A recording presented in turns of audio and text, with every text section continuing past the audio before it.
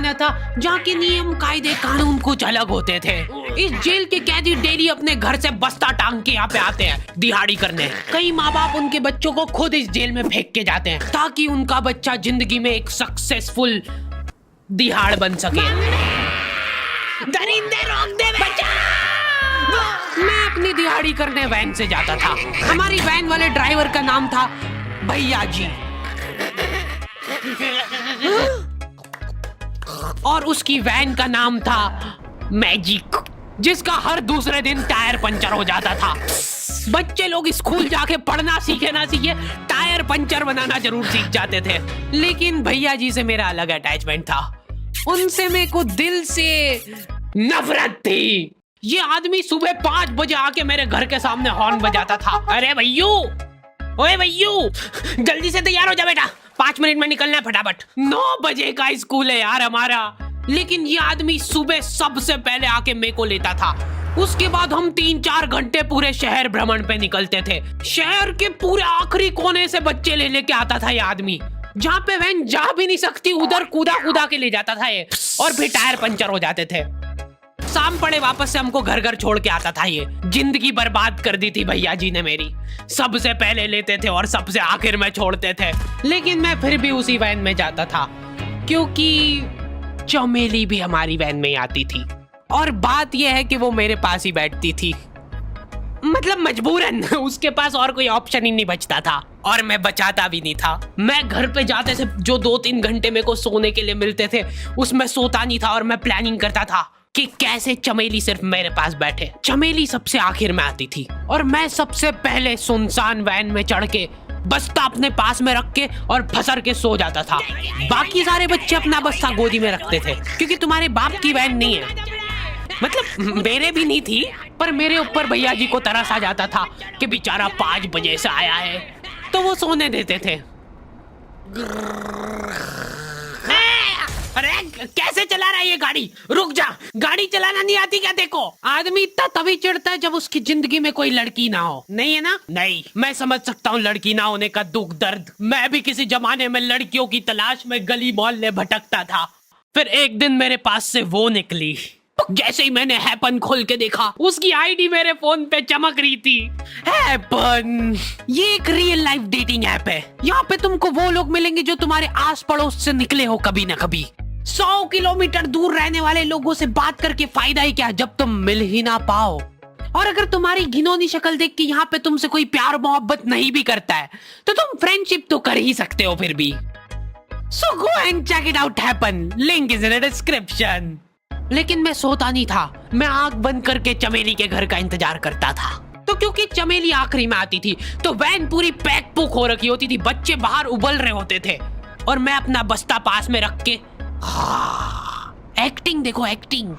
और जैसे ही वो आती थी, हड़बड़ाना नहीं, ऐसे टाइम पे हड़बड़ाते नहीं है कि फटाफट बैग उठाया और आओ इधर बैठो जल्दी। मत करना ये हरकत, भाग जाएगी वो। ठरक नहीं झलकना चाहिए जरा सिक भी, एकदम सटल रखना है। क्या हुआ? और कहीं जगह नहीं है क्या? तेरे मुंह में मूत दूंगा मैं। अच्छा ठीक है, इधर ही बैठ जाओ। देख रहे हो एक्टिंग देखो तुम लौंडे की। ना जाने कौन सी नशीली खट्टी मीठी खुशबू लगा के आती थी चमेली। आज तक उसकी खुशबू है मेरी नाक में। मैं वो खुशबू का पूरा मजा ले ही रहा होता हूँ, इतने में एकदम भभका बास आती है निकाह से। जैसे ही मैं बाहर झांकता हूँ, मरा हुआ कुत्ता पड़ा है वहाँ पे। एक काली कार सूख करके निकली और मेरे बच्चे को मार दिया। कैसे करके निकली? शूक। ऐसे नहीं निकली थी, मैं यहीं पे खड़ा था, वो कार आई थी और जैसे ही वो बच्चा नीचे आया तब वो खड़ा, वो बच्चा चिल्लाया और फिर कार शूक करके भाग गई। उधर कुछ बच्चे ऑटो रिक्शा से भी आते थे स्कूल। ऐसा लगता था कि पूरे स्कूल के बच्चे इस एक ऑटो रिक्शा में ठूस ठूस के ले जाता है वो। ये ऑटो वाले और भैया जी दोस्त थे और अब ये बीच सड़क पे रेसिंग लगवा रहे हैं। इनकी गाड़ियां उबला रही है बच्चों से, फिर भी नहीं मान रहे ये लोग। नहीं जीतूंगा। स्कूल जाके वो पीछे मुलट के देख रहा है तो एक बच्चा नहीं बचा उसके ऑटो रिक्शा में। हमारे भैया जी बेचारे पीछे से उनके गिरे हुए बच्चों को उठा उठा के ला रहे थे। ये सब हरकतें करके हम लोग जैसे तैसे कैद खाना पहुंच जाते हैं।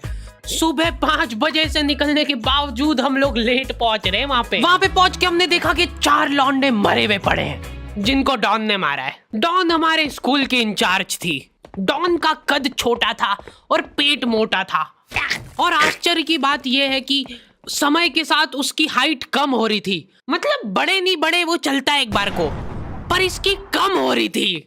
डॉन बहुत स्ट्रगल करके कार से स्कूल आती थी खड़े होके, क्योंकि बैठ जाए तो उसको सामने की सड़क नहीं दिखती थी। वो अलग बात है, खड़े होके भी पूरा नहीं दिखता था। हर रोज 2-4 कुत्ते कुचलते हुए आती थी वो। फिर मेरे को समझ आया कि रास्ते में जो कुत्ते दिखे थे वो डॉन इस कैद खाने में छत पे बैठी रहती थी स्नाइपर लेके। कोई भी कैदी कुछ गलत गतिविधि करता हुआ दिखता था तो वहीं पे, मैडम इनकी लाश का क्या करना है? अरे ये तो आपको पता ही है। कहाँ रह गए थे यार झमू दीदी, फटाफट ये खून वून साफ करो। झमू दीदी बुलेट से स्कूल आते थे और ये अफवाह फैली हुई थी पूरे स्कूल में कि उनके घर पे मर्सिडीज भी है, लेकिन झमू दीदी हम्बल रहना पसंद करते हैं।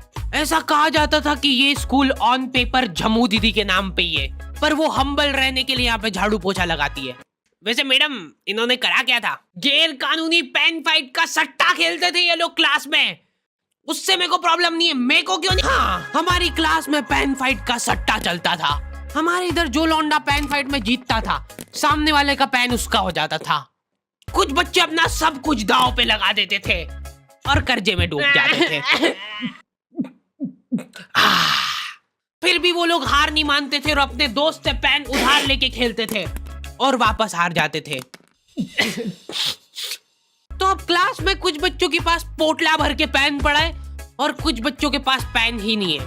पेन इस कैद खाने की करेंसी थी, जिसके पास जितने महंगे पेन वो उतना रईस। यहाँ पे ब्लैक में पेन इधर उधर होते थे। नॉर्मल लोगों के पास होते थे 5 रुपए वाले जीफी जेल, जो कि तुम एक पन्ने पे लिखोगे तो पीछे 10 पन्ने तक छप जाएगा। और उनसे भी गए बीते लोग होते थे जो 3 रुपए वाला यूज एंड थ्रो लेके आते थे और उससे भी उनकी अच्छी राइटिंग आ जाती थी। बहुत चिढ़ मचती थी यार मैं कौन से। और कुछ चुनिंदा रईस लोग होते थे जिनके पास होता था ट्राइमैक्स। हर बच्चे का सपना होता था कि उसके पास एक ट्राइमैक्स हो, साथ में आसपास 2-4 लड़कियां हो। मेरे को प्लीज मेरे को यहाँ पे ऑटोग्राफ दे दो। ये लो ट्राइमैक्स किंग के, ये ट्राइमैक्स क्या बात कर रही है? सही में एकदम रईस लोग ही अफोर्ड कर पाते थे ट्राइमैक्स। वो बाबड़े भी एक एक अक्षर लिख के रिफिल खोल के देखते थे। खाली हो रही है तो एक बार एक रईस बच्चे का ट्राइमैक्स चोरी हो गया। पूरे स्कूल में हाहू मच गई थी। वो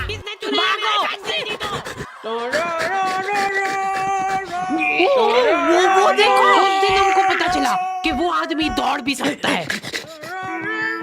हमारे स्कूल में कुछ भी कांड हो रहा है, ये आदमी सबसे पहले दौड़ के आएगा, पूरा बैग खोल चोर, और बच्चों के बैग चेक करेगा। स्कूल वालों को भी इसकी सैलरी देते वक्त सबसे ज्यादा अखरती है।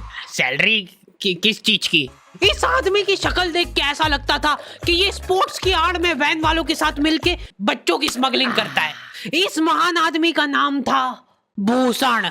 इसने अपनी जांग पे टैटू करा रखा था, भू अलग जांग पे, सड़ अलग जांग पे। सर कल से खो खो खेलने के लिए कितनी बजे आना है?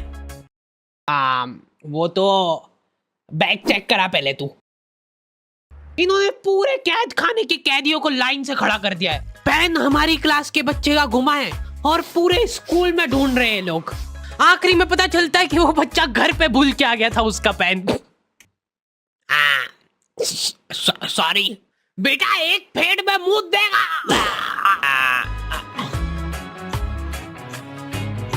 ऐसे तो नमूने बच्चे थे हमारे स्कूल में, और टीचर लोग उनसे भी गए बीते थे। हमारे स्कूल में टीचरों को उनके नाम से कोई जानता ही नहीं है। बच्चों ने उनकी हरकतों के अनुसार टीचरों के नाम रखे हुए।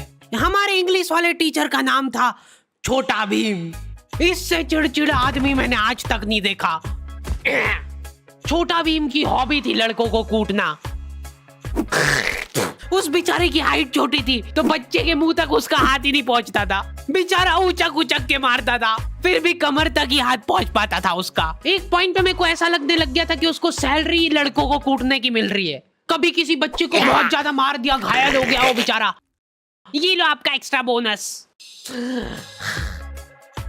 होमवर्क तुम्हारा बाप करेगा क्या? सर मेरे पापा मर गए थे। तू भी मर जा। ये लो। अरे वाह, नहीं चल रही, सांस तो नहीं चल रही है। हाँ कंफर्म मर चुका है ये। ओह ये लो आपका प्रमोशन हो गया है। लड़कियों से उसका अलग अटैचमेंट था। कौन सा परफ्यूम लगा के आई हो? सर थोड़ा दूर रहो। अरे मैं कुछ कर थोड़ी ना। भोली सी सूरत और आंखों में ठरक लेके स्कूल आ जाता था ये डेली।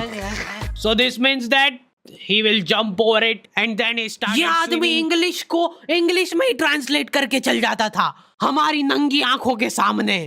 इधर वॉशरूम में मौत का नंगा नाच मचा रखा था लॉन्डो ने। 4 लॉन्डे दिन भर वॉशरूम में जाके खड़े हैं, कुछ भी नहीं कर रहे वो लोग वहां जाके। उनको बस मन की शांति मिलती है वहां जाके।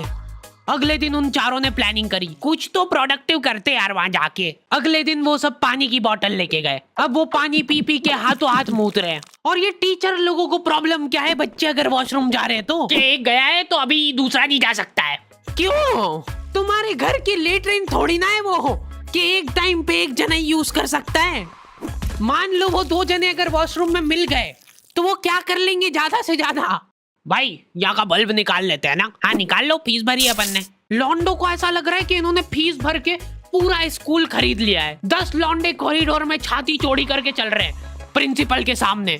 प्रिंसिपल को इग्नोर कर रहे हैं ये लोग। इनको ऐसा लग रहा है कि इन्होंने फीस भर दी है तो प्रिंसिपल इनके पैर पड़ेगी। उनमें से आधों ने फीस भरी भी नहीं है। हमारा स्कूल बिल्कुल सेफ नहीं था। हमारे वॉशरूम में चोरियां हो जाती थी यार। बल्ब चोरी करने के बाद सब लोग अंधेरे में मूत रहे एक दूसरे के जूते पे। उधर कर। उसके बाद पूरे वॉशरूम में कुछ दिख नहीं रहा है चोरी करने का। तो ये लोग हाँ नल उखाड़ के ले गए। नल कौन ले जाता है? कभी वो मछली वाले साबुन चोरी हो जाते थे, कभी ये फिनाइल की सफेद गोली को माउथ फ्रेशनर समझ के खा जाते थे। भाई इसको चबा मत, इसको चूस, ज्यादा देर तक चलेगी ऐसे। ठंडक हो रही भाई, ठंडक।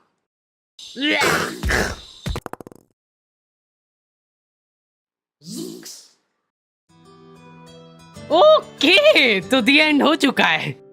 होपफुली तुम लोगों को ये वीडियो पसंद आई होगी। अब कोई भी रोएगा नहीं। किधर गया? वो मर चुका है। लो भाई तुमको जो चाहिए था ले आया हूँ मैं। अपने दोस्तों को ब्लैकमेल करो उनकी गंदी फोटोज दिखा के कि उनको ये वीडियो मजबूरन देखना पड़े। बाकी अगर तुमको इसका सेकंड पार्ट चाहिए तो 2.5 लाख लाइक्स कर दो फटाफट। और हैपन चेकआउट करना बिल्कुल मत भूलना, लिंक मैंने डिस्क्रिप्शन में डाल दी है। मिलते हैं नेक्स्ट वीडियो में।